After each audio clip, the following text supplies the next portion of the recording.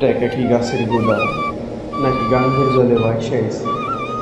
এইখানটি মাগের দিন একটা টাকা কামাই করতে গিয়ে আমার বুয়াটি দম আয় আর দায়, আর তুই 5 টাকা দিয়ে নি।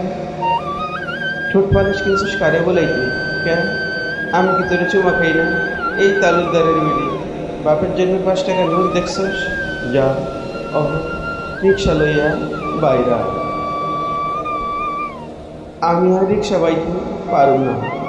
বউটা ভীষণ ঘাবড়ে যায়, কিংকর্তব্য বিমূঢ় হয়ে সে বই রিক্সার দিকে যাও। তাই আমার এই রিক্সা চালানো শিখাইয়া দাও। রিক্সাওয়ালা বউয়ের দিকে আচমকা তাকায়, তার চোখ আটকে যায়।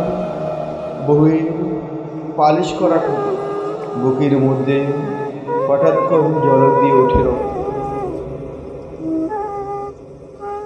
একটু আগে যাকে তালাক বলে ছিল, আয় তোরে আমি রিক্সা চালানো শিখাই, এই বলে সে তার বউটাকে চুলোর মুঠোয় ধরে তেস্ত্রা তেস্ত্রাতে টেনে নিয়ে যায় আপন গুহার দিকে। ঘণ্টাখানি ধরে বউকে সে রিক্সা চালানো শেখায়।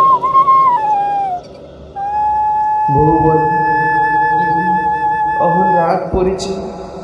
রিক্সাওয়ালা বউয়ের দিকে তাকায়, চেনা বউটাকেও ভীষণ অচেনা মনে হয়।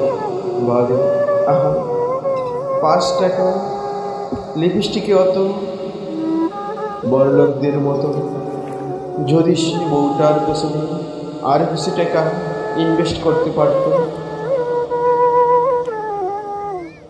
রমনা পার্কে খাওয়া খাওয়াবে বলে সে তখন বউটাকে প্যাসেঞ্জার বানিয়ে নিয়ে যায়, ছুটে যায় রমনা পার্কের দিকে।